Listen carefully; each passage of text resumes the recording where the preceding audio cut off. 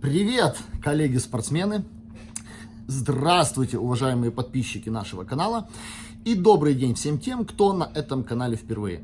Мы с вами еще не знакомы, представлюсь, меня зовут Роман, я капитан рыболовного клуба Кричевичи и сборной Украины, которая в последние 2 года смогла выиграть чемпионат мира по карпфишингу. В этом межсезонье мы делимся своими знаниями, опытом и наработками, всем тем, что помогает нам достаточно успешно ловить карпа в последние несколько лет на самых разных как украинских, так и европейских водоемах. Схема очень простая. Вы в комментариях пишите те вопросы, которые вас интересуют. Мы же по мере возможности в этом межсезонье попытаемся на все эти вопросы ответить. Видео в этом сезоне будет очень много. Это будут интересные и полезные видео. И я не думаю, что вам захочется их пропустить. Поэтому не стесняемся. Есть в YouTube такая волшебная большая красная кнопка «Подписаться». Жмем на эту кнопку вот прямо сейчас, прямо уже. Тема нашего сегодняшнего видео – это стик. Стик и все, что с ним связано. Перед тем, как снимать и выкладывать это видео, я просмотрел, что же есть в интернете на эту тему. И я заметил, что эта тема в интернете достаточно узко очень раскрыта. То есть, если о том, как связать поводок, есть видео достаточно много, то о том, как связать стик, их всего лишь есть несколько штук. Причем они ориентированы больше на начинающих карпятников, то есть показано просто, как его связать. Мы же в этом видео постараемся рассказать не только, как его связать, а про все возможные ошибки работы со стиками, как выбрать правильно ПВА-сетку, и это будет интересно любителям. И самое главное, что будет интересно спортсменам, как сделать такой стик, который полетит на максимально дальнюю дистанцию. Реалии таковы, что мы все на соревнованиях ловим в прессинге, и нам что на Прылбычах, что на Кричевичах, что на Марьевке всегда нужно работать дальше, чем работают наши соседи. Многие рыбаки задаются вопросом, нужен ли вообще ПВА-стик для ловли карпа. Я однозначно из нашего опыта могу ответить, что да, он нужен. В 95% случаев ПВА-стик процентов на 20 примерно увеличивает вероятность вашей поклевки. Есть, конечно, ситуации, когда можно рыбу ловить и без ПВА-стика, когда точка уже раскормлена, и рыба настолько голодная и активная, что она хватает любую насадку, какую бы вы туда ни кинули, но это бывает редко. Обычно, повторюсь, ПВА-стик очень сильно помогает, особенно в условиях соревнований. Первое, что нам нужно для того, чтобы сделать стик-микс, это, конечно же, ПВА-система. Как и большинство любителей и спортсменов, мы пользовались вот такими вот примерно ПВА-системами. Они, в общем, есть разных фирм, но они все одинаковые. То есть мы ее открываем, видим трубку, видим плунжер. Тут такая же история. Трубка, плунжер. Но в последний год мы от этих систем отказались, потому что на рынке появилась вот такая вот интересная штукенция. Фирма Guru. Чем она отличается? Открываем ее, и мы видим немножко другую конструкцию самой вот этой вот трубки. Чем вот эта вот система удобнее? На соревнованиях зачастую нам нужно добиться того, чтобы наши стики были одинаковые. Эта трубка не позволяет удобно набирать одинаковое количество стик-микса. То есть мы берем ложку, либо какую-то другую мерную емкость, соответственно, берем стик-микс и засыпаем в эту трубку. При работе вот с этой вот системой Guru нам не нужна никакая другая мерная тара. Конструкция трубки позволяет набирать стик-микс абсолютно одинаковыми порциями. То есть видно, сколько стик-микса есть в этой трубке, это достаточно удобно. Хотя, в принципе, если вы просто ловите рыбу и вы не на соревнованиях, то абсолютно не имеет значения, какой системой вы будете пользоваться. Тут уж каждый выходит от своих потребностей и от того, что конкретно ему необходимо. Теперь мы непосредственно переходим к тому, как связать стик. Тут что-то новое придумать достаточно сложно, вяжем мы его, в общем, точно так же, как делают это остальные карпятники, остальные спортсмены. Берем трубку, набираем необходимое количество стик-микса, берем плунжер, нам его нужно утрамбовать. Можно это делать об руку, что, по моему мнению, неудобно абсолютно. Можно любую твердую поверхность, ведро, табуретка. Мне удобно это делать об коленку. То есть вот таким вот образом мы утрамбовываем. Выдавливаем его при помощи плунжера с трубки. Снимаем немного сетки. И вот у меня сетка, плунжер, вот у меня стик.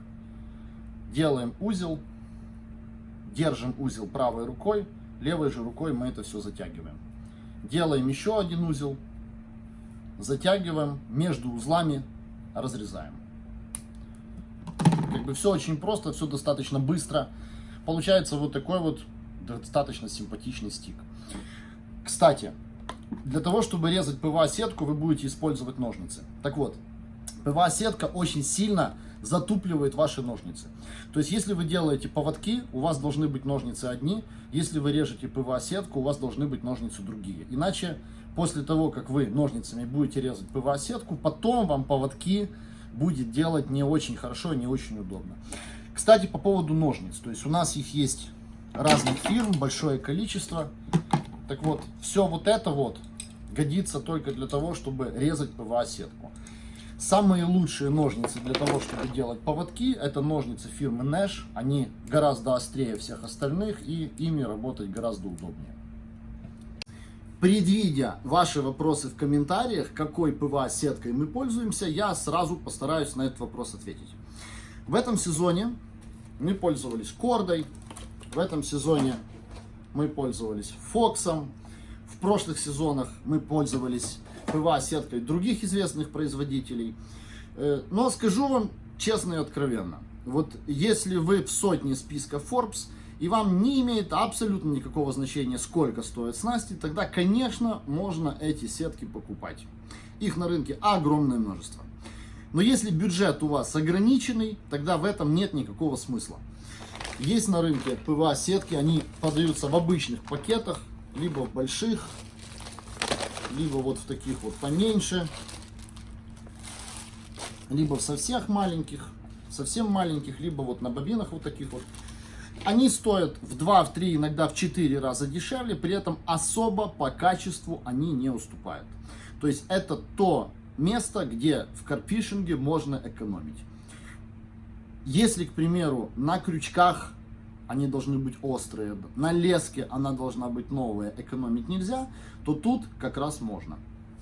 Ну а теперь, друзья, давайте перенесемся в аквариум, в котором есть градусник. Как мы видим, температура воды 21 градус. Есть секундомер для того, чтобы засечь время, сколько времени будут растворяться стики.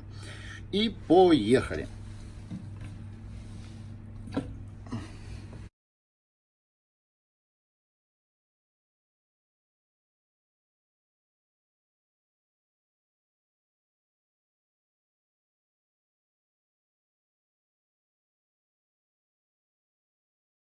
Как мы видим, один стик у нас растворился практически моментально после того, как попал в воду. Причем, прошу заметить, вода у нас 21 градус. То есть она не 25 градусов, она не 26, она 21.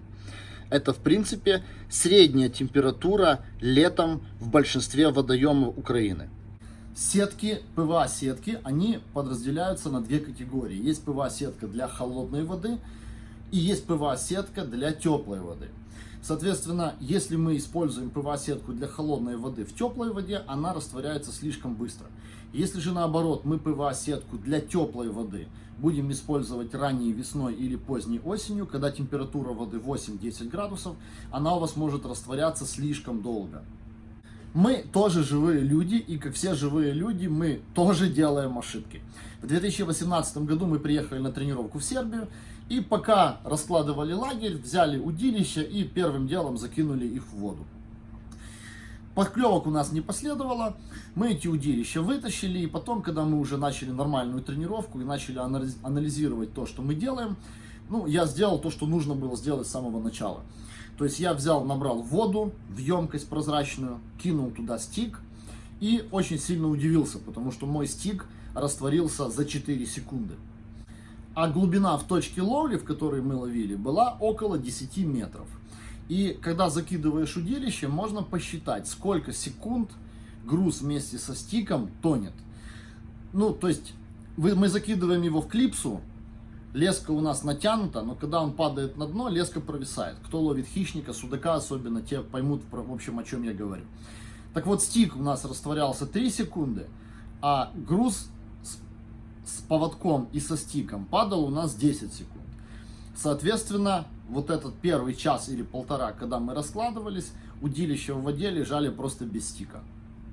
Ну а что же нам делать, если мы приехали на водоем, мы проверяем ПВА-сетку, у нас слишком теплая вода, у нас жарко, и она слишком быстро растворяется. Ну, один из самых простых способов — это дип. То есть мы берем дип, одеваем наш стик на поводок. Кстати, если будет необходимость, пишите в комментариях, если кому-то это интересно. Есть множество способов, как одеть стик на поводок. Какие-то имеют свои плюсы, какие-то имеют свои минусы. Если будет необходимость, мы на эту тему тоже снимем видео. Так как оно будет слишком длинным, то тут я его вставлять не буду. Если нужно будет, снимем его отдельно. Итак, мы одеваем стик на наш поводок, опускаем все это дело в дип.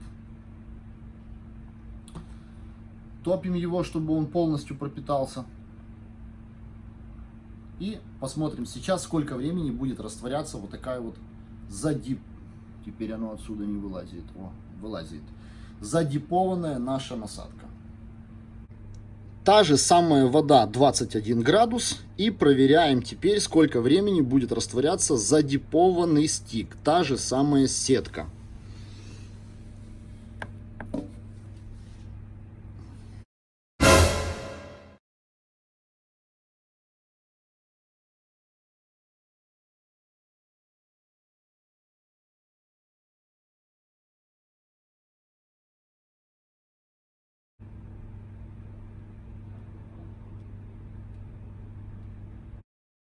Как мы видим, первый стик у нас начал растворяться на 16 секунде, второй чуть позже. То есть та сетка, которая растворялась от 3 до 10 секунд, сейчас у нас начинает растворяться минимально на 16 секунде. Таким образом, при помощи дипа мы смогли добиться того, что сетка наша растворяется дольше. А бывает обратная ситуация, когда стик растворяется не слишком быстро, а наоборот слишком медленно. В период становления водоема Кричевича, одни из первых наших соревнований, которые были на водоеме Кричевича, недалеко от нас стояла команда. И вот у этой команды была такая ситуация, что они никак не могли поймать быструю рыбу. То есть они достаточно часто перезабрасывались, тактика такая была раз в 30, раз в 40 минут. Но вот поклевки у них не было такого, что рыба клюнула через 3 минуты, через 5 минут после заброса. То есть у них все поклевки, если они были, их было не так много, но они были от 20 до 30 минут. Потом, соответственно, они перезабрасывались. И они таким образом ловили полдня. Только через полдня они додумались взять стик и проверить, как он работает. Оказалось, что этот стик растворяется 15 минут. Почему так произошло? Мало того, что у них была некачественная какая-то сетка, так они эти стики, которые у них были, навязали еще на прошлых соревнованиях, которые были 2 недели до этого. Стик-микс был достаточно жирный, и ПВА-сетка этим жиром пропиталась. Соответственно, кроме того, они еще и его диповали, этот стик. Ну и, соответственно, в итоге первые 15 минут, пока этот стик растворяется, рыба просто даже теоретически не могла клюнуть, они теоретически не могли получить поклевку. Ну и исходя из этого можно подвести итог. То есть всегда, на какой бы водоем вы ни приехали, даже если у вас сетка, в которой вы уверены на 100%, даже если неделю до этого вы на эти же стики ловили на этом водоеме, не поленитесь сделать одну вещь, которая обезопасит вас от ошибки. Вы сделали один стик, возьмите его и киньте в воду и посчитайте время, сколько времени ваш стик растворяется. Если, к примеру, вы забрасываете удилище и после этого вытаскиваете его из ила, вы должны посчитать, сколько это времени. Сколько времени тонет ваша оснастка, сколько времени вы вытаскиваете из ила. И дайте себе хотя бы запас в секунд 10-15, для того, чтобы быть точно уверенным, что возле вашего крючка и возле вашей насадки есть стик, и он не растворился где-то по дороге. Ну а теперь, друзья, самое важное. Ну, во всяком случае, оно было бы для меня самым важным, если бы я смотрел это видео. Повторюсь, мы ловим в прессинге, нам нужно кидать далеко. И главная задача сделать такой стик, который бы полетел на максимально дальнюю дистанцию. Для чистоты эксперимента мы берем две одинаковых емкости, две вот такие вот крышечки, и набираем в эти крышечки стик-микс. То есть вот у нас одна крышка, вот у нас вторая крышка.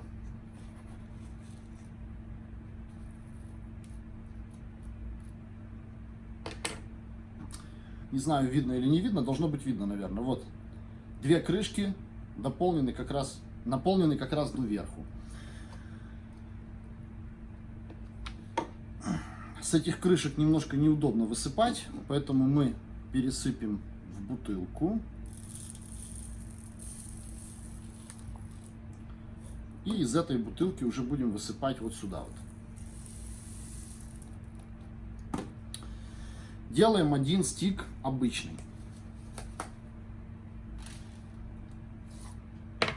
Вот мы его спрессовали, вытаскиваем.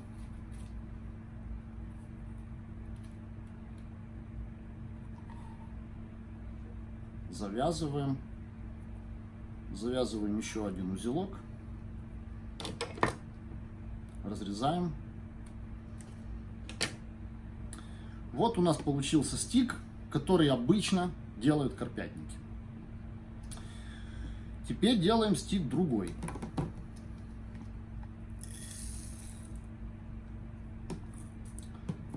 Та же процедура. Высыпаем из этой бутылки в трубку. Утрамбовываем.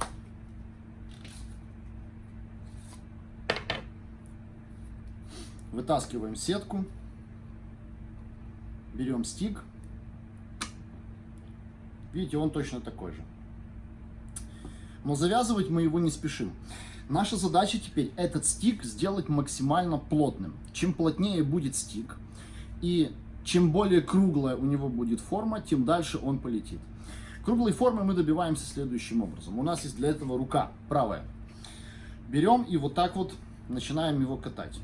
Прокатали немножко и подтянули сетку. Тут не совсем удобно на столе все это дело делать, но как-то попробуем. Прокатали еще чуть-чуть. И опять подтянули сетку. Еще чуть-чуть прокатали. И опять затянули сетку. Еще чуть-чуть. И опять затянули. И только теперь мы его завязываем.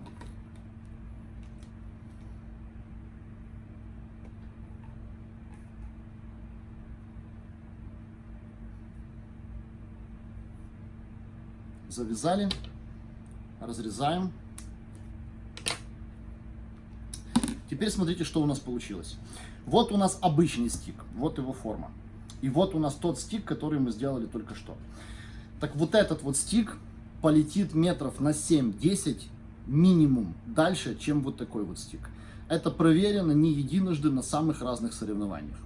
Поэтому если вы просто ловите рыбу, и вам в принципе не важно, не так важна дистанция, вы без проблем можете делать вот такие вот стики. Это быстрее, это проще.